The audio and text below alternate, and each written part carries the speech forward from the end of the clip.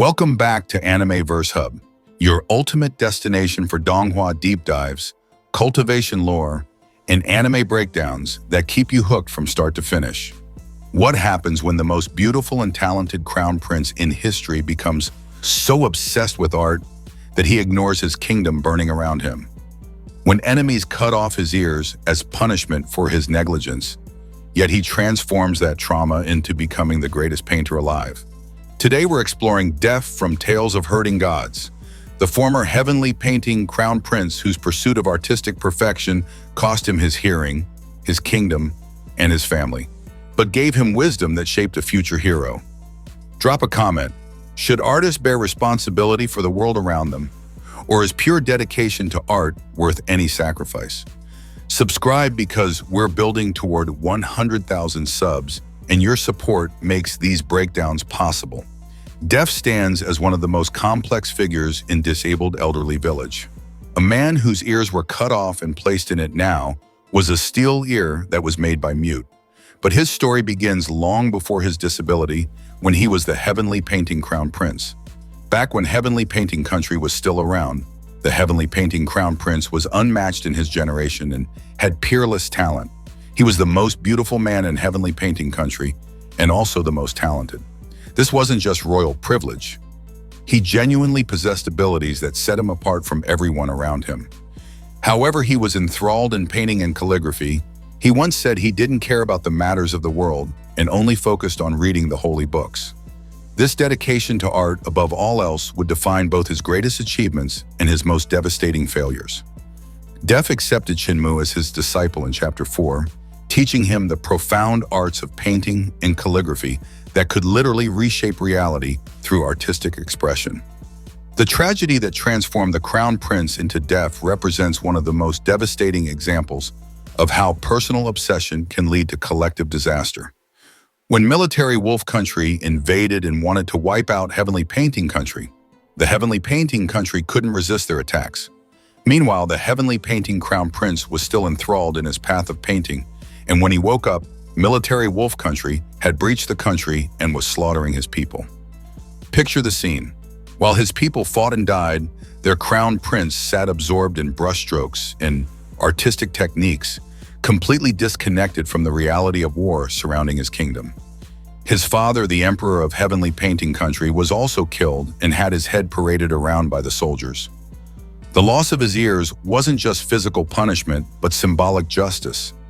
Someone who refused to listen to his people's cries for help was made literally unable to hear. This created both his physical disability and the emotional trauma that would define the rest of his existence.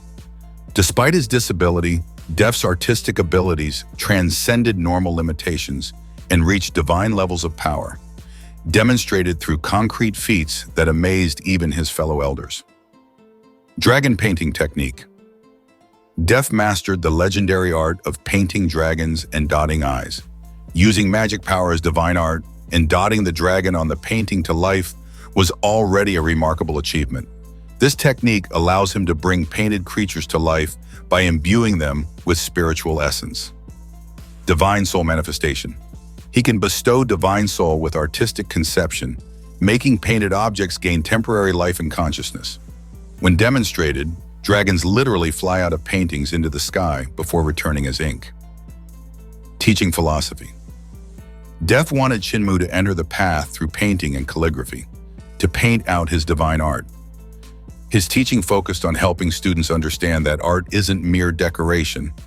It's a cultivation method that bridges the physical and spiritual realms.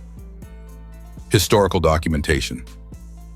His artistic skills were so renowned that Eternal Peace Imperial Preceptor learned the Sword of Founding Emperor Sea of Blood technique from Def's painting of the sword god's back, showing how his art preserved and transmitted divine-level techniques.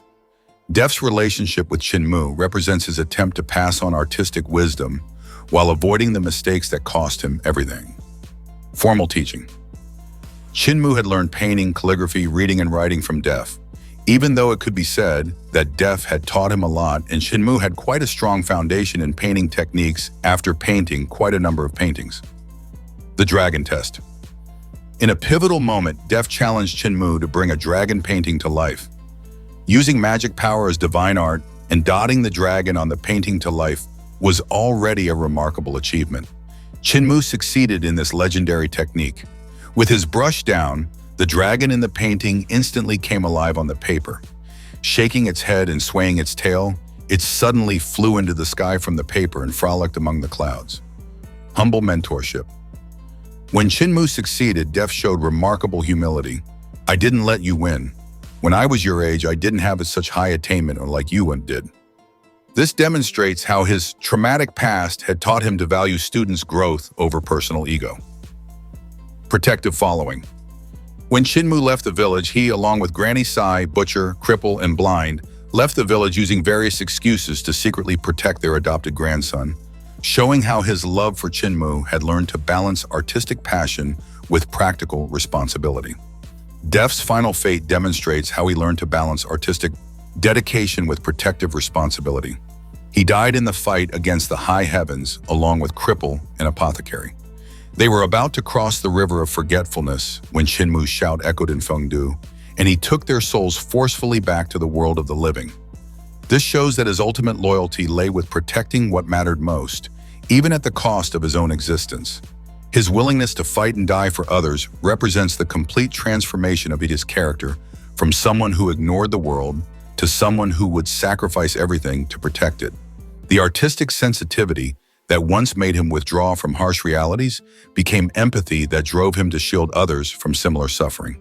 Def's story serves as a cautionary tale about the relationship between artistic pursuit and worldly responsibility, while also celebrating the transformative power of creative expression.